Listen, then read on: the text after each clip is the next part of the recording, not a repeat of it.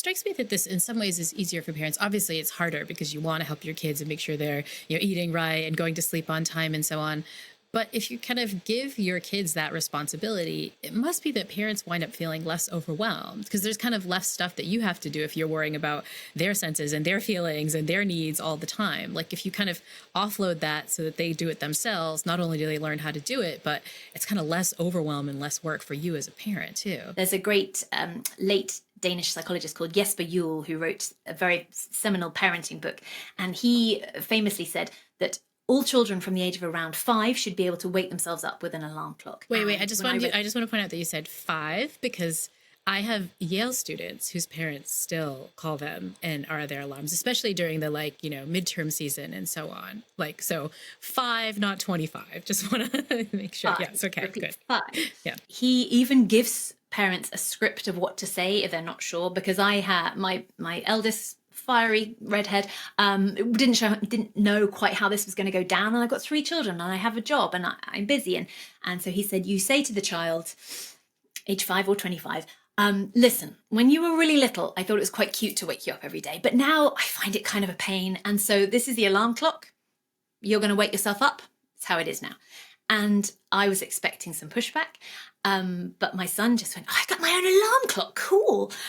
So that was done. And so all of my children have their own alarm clocks. They get themselves up. How is this different in terms of how Danish parents trust kids than the kind of thing you see in the US and the UK? Well, I think when I first started looking around Danish daycare, so they start around 10 months in something called vuggestue or nursery room. And, the children from around the age of 2 are expected to dress themselves, to go outside, they can climb trees, they can do all this stuff. They're trusted to have autonomy over their body.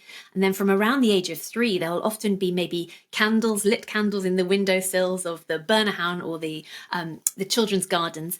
And again, the children are trusted to do it. They're trusted to use knives to chop up the fruit.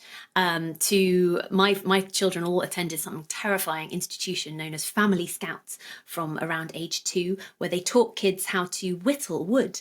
So I had 2-year-old twins either side of me, each being given a knife. It was terrifying. It feels like the Danish health and safety should jump in and make you not do this. But no, there is no Danish health and safety. Okay. It does not exist for Vikings. We have this now family catchphrase of you can have a saw once you're 4 that I had to say to my 2-year-olds because their big brother was 5, had his own saw by now. But there is this trust that if you let children have that freedom, and of course there's a healthcare service, so it's not like a broken arm is medical bankruptcy, but it's a sense that if they fall and they break an arm, no one wants that, but if it happens, it's not the end of the world, and it's much better for them to learn. So they are given this great freedom, and this great trust is placed in them to be responsible for their own bodies, to do the right thing, and to learn by doing, I guess. There was an amazing study saying that the average British child spends less time outside than prisoners. And that's madness. So wow. The idea of shoving children outside in all weathers is really good. And the Viking approach is that that's what they had to do historically to survive. And so you keep doing it. In Sweden, they even have sometimes classes about how to dig yourself out if you get into an ice hole and what to do in these sort of emergencies. So toddlers in Norway will learn how to use a match and use a compass and read maps. These real sort of Boy Scout skills that they're learning really early. It's perfectly normal to be going to play outside in the snow. There's no such thing as bad weather, just the wrong clothes. Although, as you're saying these things, I'm sort of simulating what parents listening in the US and the UK must be thinking, which is they're whittling sticks with sharp objects, they're falling in ditches, they're running on hills. It seems like there's a kind of embrace of danger, that this idea that danger is okay.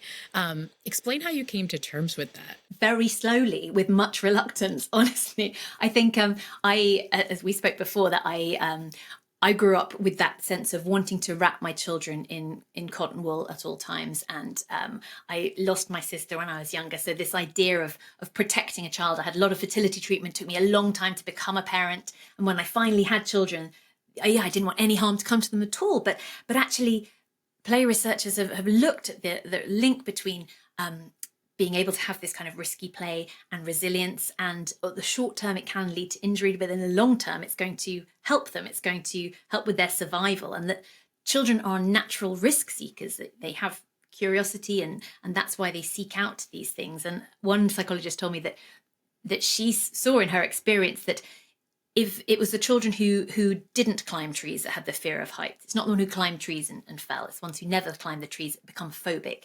And that also she saw a lot in her practice that it was the children maybe who were denied these opportunities for age appropriate, relatively safe, risky play in childhood will end up seeking out those thrills, those risks in maybe adolescence at a time when it's much more precarious, the stakes are far higher.